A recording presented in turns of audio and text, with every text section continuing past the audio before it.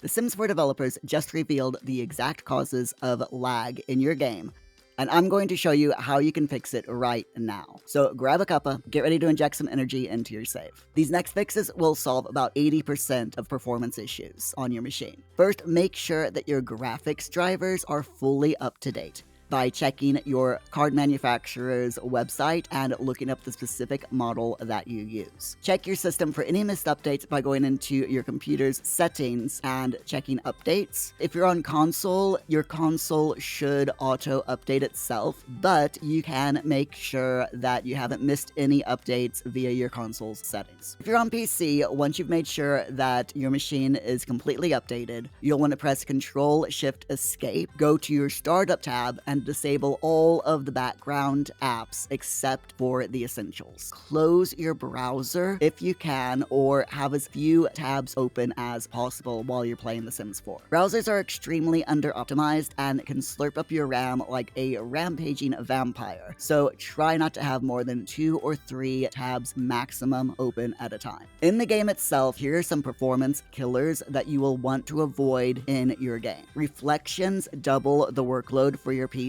so no infinity mirror setups, and try to have no more than 1 mirror per room. Solid doors are 90% more performative, so use them instead of doors with transoms. That's the little window that's above the door. Glass doors or archways. The reason that glass doors and archways are problematic is because the game sees any space that your Sims can use to go from one place to another as portals, and if these portals are see-through, the game uses more memory than it would if the portal was opaque. This means that swimming pools are surprisingly super processing hogs, because every tile around the pool is seen as a portal by the game, so try to keep your swimming pools as small as possible in your builds. Fountains are okay though, because your Sims cannot interact with them in any way. Wallpapers are another surprising performance hog, especially ones that have edgings or extra decorations, so try to use no more than 2 to 3 different wallpapers per room.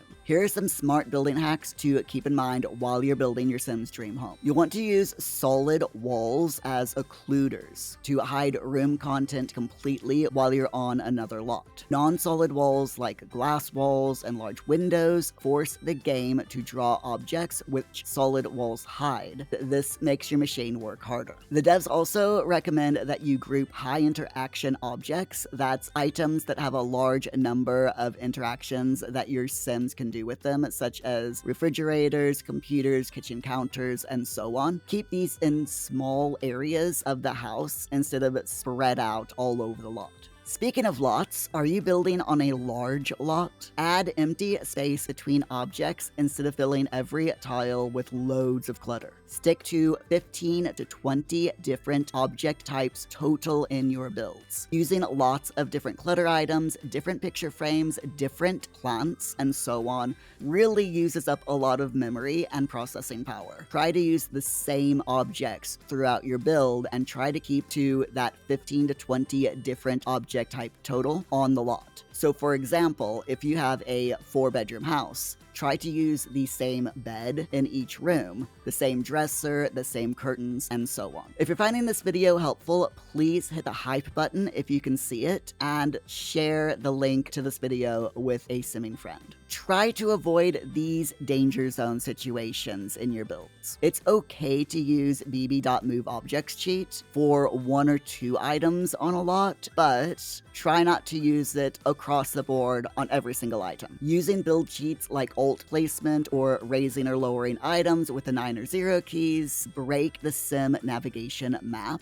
and forces the game to do extra calculations, which can greatly affect the performance of your game. Debug objects from the live edit catalog were not well optimized and are not meant to be used a lot in builds, so keep the use of these items to an absolute minimum. If there's a version of the item in normal build buy mode, use that instead of the debug version. version. More than 150 sims in your save can cause a lot of lag. The devs recommend keeping the number below 100, even if you have a high-powered computer. Lots packed with items is another danger zone scenario to keep away from. The more items on your lot, the more work your computer has to do. So try to keep the number of things on your lot as low as possible, especially if you have a low-spec machine. Also, a 64 by 64 lot has the same item limit as a 20 by 20 lot. Now, this item limit depends on your computer's specs, but as a general rule, it's best to keep to the 15 to 20 object type total that I've mentioned previously. Unfortunately, this means that these larger lots are going to feel a lot more empty than a smaller lot because of this. Just to reiterate, when I say 15 to 20 object type total, I don't mean that you can only have 15 to 20 items on your lot. I mean you can only have 15 to 20 object types. So if you have 4 beds that are the same bed, even if they're different swatches, that is counted as one object type out of your 15 to 20. Also, you need to try to keep animals on your lot to less than 30. This limit includes goats, sheep, foxes, rabbits, chickens, cows, and llamas. Basically, any animal that isn't counted as being in your Sim's household should be included in this less than 30 animal restriction. Finally, let's talk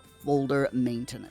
Keep your mods folder to under 200 items. This includes both mods and custom content. Don't let your screenshot folder get too large either. Keep your screenshots organized by either save or family, and move these folders out of your Sims 4 screenshot folder regularly. Do you use cloud backups like OneDrive or Dropbox? The devs have learned that using these while the game is running corrupts save files. So turn off auto cloud backup while you're playing the game, then fire it up again and back up your saves once you've finished playing. So remember, your computer will tell you when it's unhappy.